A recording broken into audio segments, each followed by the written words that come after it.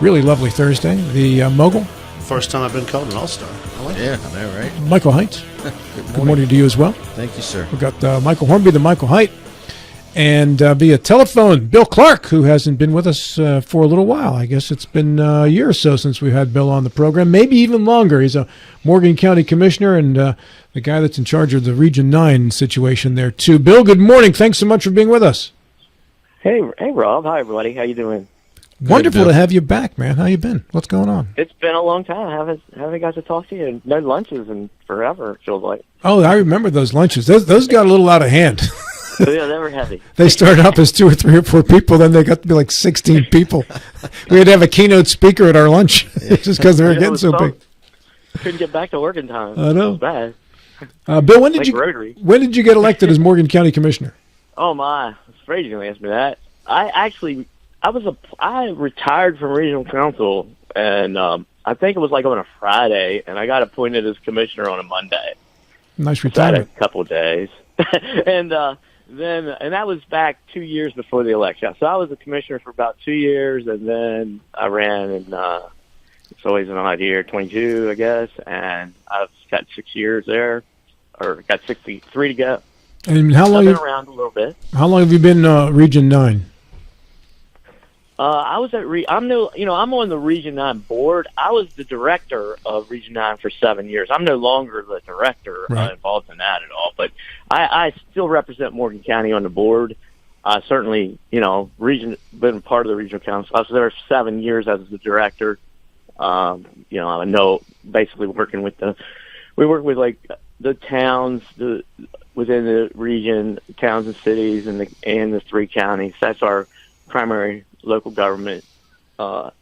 We assist local government over there, and it's a lot of things, mostly projects. Mm-hmm. Let's go. I'll come back to Region 9 in a bit. I want to start first with the microgrid and data center bills that were passed recently. We've spoken with Berkeley and with Jefferson County commissioners. Different reactions, by the way, from each of the counties in terms of how they view these bills. What's your take in Morgan County about these bills?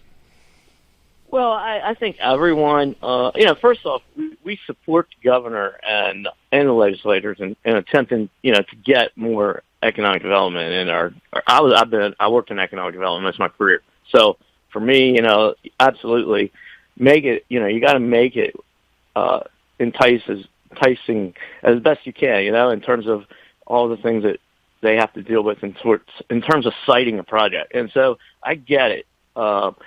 As far as the taxation, and I have faith that all that will work out. I mean, the taxation issues that were brought up and concerns, I read the Constitution of the state. It's good nighttime reading, and it's hard to understand if that is something that is. You'd have to let the courts decide that. I think that whether or not that code is, they get good advice at the legislature. I mean, I've been there. I've been around the legislature. Never been a legislator, but been there usually once a year, a couple of times a year. Go down and I was there during the Charles Trump time and Darrell Coles and all those folks. And I know they have good advisors. So it's probably, again, I don't want to sound like Switzerland, but certainly, concerns, our association was concerned about the taxation issues and also the planning part. Is there any zoning in ordinances of such in Morgan County? We have ordinances. We definitely have, everyone, has floodplain building permit ordinances and things like that. We have a process. We have checks and balances. We're one of the easier places to build. We wanted to keep it simple. I mean, it is simple for the most part. I mean, there's things you have to have. Everyone's got to make sure they have sewer and water. They got to make sure they have stormwater in certain cases, and all those things are definitely issues. Over the years, I've dealt with a lot of water issues. You either have too much or you don't have enough. There's always something that has to do with water. So you have to always be concerned about, especially sizable buildings and that kind of thing. But the idea of having a place that is appealing, it's appealing to have a tax-paying entity like that in your area. You want to make the impact as less as possible. And I think it would be important that they include counties, county commissions in citing those if they actually are looking at a county. Interestingly enough, back in the day, we had a West PEP. We still have it. It's called something else now, but there's a West PEP organization. 4 counties put it together for economic development, and data centers was one of our targets. We just weren't in a position to really, we didn't have the internet, the fiber lines that we have now. So I'd say that things have changed drastically. I remember going to, the company that built data centers flew into Charleston, and it was back in the Steve Christian days and Les Shoemaker and Nick Deal, I think, we might have even been involved. And we met these folks in Charleston and talked about their needs. And I mean, it was definitely a target. We worked hard on that for a while. So, with regards to the data centers and such, Bill, overall, is the Morgan County Commission generally in favor? And are you aware of any projects that might be potential in Morgan County coming up? We are not aware of any projects at the moment. We have a very tiny data center within our town. Again, the issue, the microgrid part. It would really be about what it does to the peacefulness of the neighborhood or where they are. I think there's definitely places where you could cite one in our community. Not opposed to it, really. The idea that the type of people they hire, that it would be good jobs. Again, a big building. It has to be in the right place. That's anything, I think. What is the status of the 522 bypass at this time? The first half, southern half, actually it's a little more half, more like 3/4. It has been totally built. They're having one of those lists of issues they're going through to finish it. It should have been open, at least half of it for now, but it hasn't yet. Word is, we can see they're working on it. The northern half, which comes out just before you have Silica back to 522, it's currently underway. It was a different kind of project, and it also provides an access road to the hospital, which was a recent storm. Took out like a dozen power lines and made the hospital inaccessible for a while. That road would have been nice to have now, but at any rate, that is underway as well. So it's just in the clearing process. When this bypass was proposed, there were some who fought it. Jeannie Mosier, for instance, she thought it would be terrible for downtown businesses. Bill, what's developed out of that? No one knows for sure about that. That's truth. There's a lot of concern in that. I think we have to be smarter and better in downtown. I think we have a really nice, we have downtown vitality in Berkeley Springs. It's really, businesses come and go as always, but there's always something starting, which is encouraging. There's always been the next thing, and I think that we can overcome that by having a town that's walkable and interconnectivity with walking areas and that kind of thing could come a long way. There's a lot of tools out there we haven't even started. I want to go on to Region 9 now, and then I know Mike and Michael have some questions for you too, or comments, but let's talk about Region 9. As you said, you're no longer the director. You were for 7 years, but you're still on the board. Who's included in Region 9, and what are the main goals for Region 9?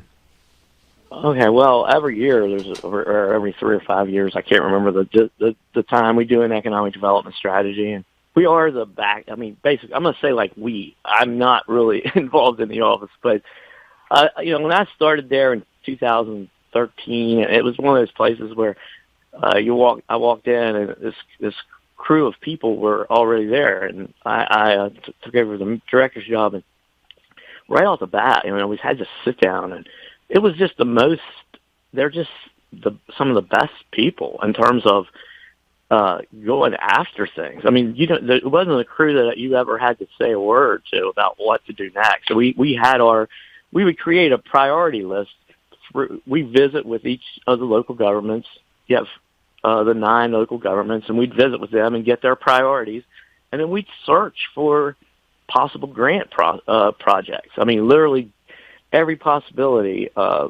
We'd always have everyone's project basically in our head when we were looking for funds and sources. And we'd go to a lot of events looking for that thing. Like, not a lot of events, but our statewide stuff, our WVDC meetings, economic development meetings, where they would bring those resources in. There's 11 regional councils in the state.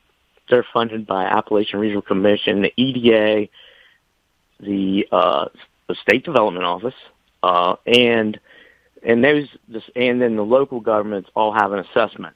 The mayors are members, one county commissioner from each county, and then based on your population, you get additional citizen members you can have. We always usually keep our economic development directors on there, mostly because of our efforts for. I did try to lean, since I was kind of in the economic development, I tried to lean more towards development when I was there. It was just something I was most interested in. That's why we created the West PEP organization and some other things that helps. And basically, it's infrastructure projects, USDA loans that take forever sometimes, different kinds of loans that are out there that we basically run herd on all that. And that's basically what our it's a lot more than that, but those were the prime things that I find it interesting in terms of, or the most purposeful.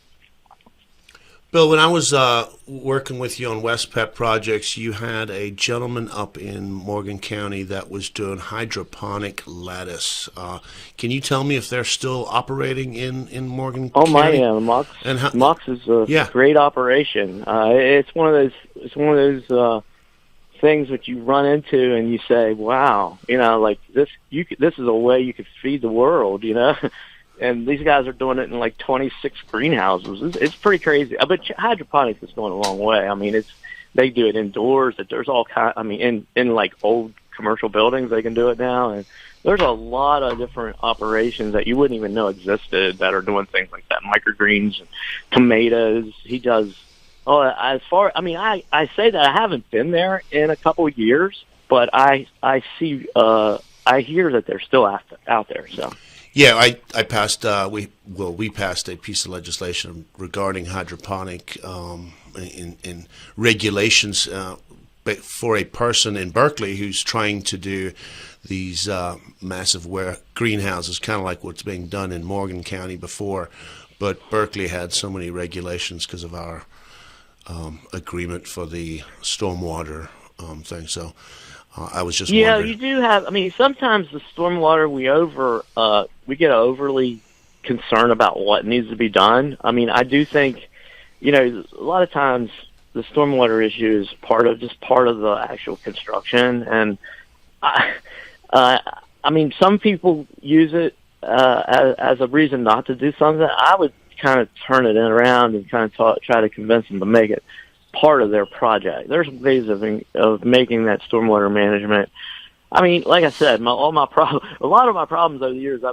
For 24 years, I was a county administrator and economic development director here in Morgan County. So 27, I guess, yeah. And almost all of our problems had to do with water. I mean, you either have a flood or I'm just thinking about my life in terms of a different thing, flood, or you have folks that couldn't, or have a drought, or just seems like water is just the key to everything. And stormwater management is that also, if you're downhill from some point, you really want to have some stormwater management, or at least some proper ditching. It just becomes a nightmare for local government. Are most of those regulations you're referring to federal, or are they county, local regulations, or state? Now, when it comes to residential, we don't have a whole lot when it comes to residential. That's just multi-tenant buildings or apartments that we consider commercial. Commercial regs over here do require you to have some stormwater management, and there's also a MPDS permit, which anything over a certain acreage, you're required to have. That's state, probably something from the DP originated, but it's the DP regs, which you get over 3 acres, you got to have some stormwater management. You get yourself in trouble if you don't have that plan. Some like 1 acre, you can do it on a napkin. 2, 3 acres, you're going to have to find an engineer, and that's usually we don't have it.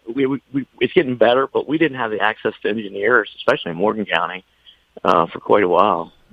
Got a question for you in our audience asking you what you know about the North Berkeley Rail Trail. Oh my gosh! I know I was young when I started it. It's another one of those projects that standards overshot our vision. Basically, we wanted a pretty rustic hiking trail, and when you get everyone involved with the funding, it's now a pretty big operation. We're on to something though. We really believe that we're going to get this done this year. I know I hate to be, I always get stuck being the trail guy because I don't know what year it was, but I applied for an $80,000 grant for a rustic trail down there, and I've been trying to get it finished ever since. And someday it will be. We just had some movement there that I feel real good about, and I'm very hopeful that it's just a trail, right? There's some bridges that's causing us our issue. And that's going to start right there at the depot, right? Well, yeah, and we also have some mitigation. We have to cover that property with stone because of some of the stuff that was found on it. Now, it's been mitigated to what they consider industrial, but for some reason you can't. There's a recreational standard. So, in order to do that, we have to literally put 6 to 8 inches of some type of material on top of our area there before we can call it a trail. So we're going to get some movement on that. And I admit, when you get into this stuff, that's when it all starts not making sense. It's tough sometimes. But we're very. I want to go back and comment on the bypass real quick. I know about a year ago, Panhandle Printing decided to put a branch in Berkeley Springs, and it's down by the depot now. And I was surprised when we opened that up how much traffic there was going through town. And I understand where Jeannie Mosier was coming from, but I would say that a lot of that traffic is pass through traffic. They're not stopping in Berkeley Springs, and I think the bypass was long overdue. To clean up some of that traffic there on 522, because it's a disaster. Every time I come down through there, the traffic on 522 going down through even downtown or even south is just crazy how busy it is. And like I said, most of it is just passing through. It's not stopping in any of these local areas. I think when you have your apple butter festival and your water festival and things like that bypass will make things better downtown, because people will be able to get around and have the festivals a whole lot safer, and you won't have the flow of traffic so much. So I'm glad that's happening. I will say that I got to agree with you. The traffic that comes through is a bypass. I mean, it's a bypass for 81, and I believe that you're right in terms of the traffic. That we'll be able to make town better. I mean, Jeannie and I, we worked together for years. I mean, I give her all the credit in the world for making Berkeley Springs what we are. I mean, she just sometimes when she felt strongly about something, we all know. Yeah, oh yeah. You knew her. She's a dynamo, and I miss her. I really do. I'd love to have her advice right now. I mean, there's so many times I would think, geez. Well, there's several people that are no longer here in this community. I'd love to have their advice and on some of the issues we deal with. It's challenging. Being a county administrator was so much easier. You have your principles to deal with when you're making decisions.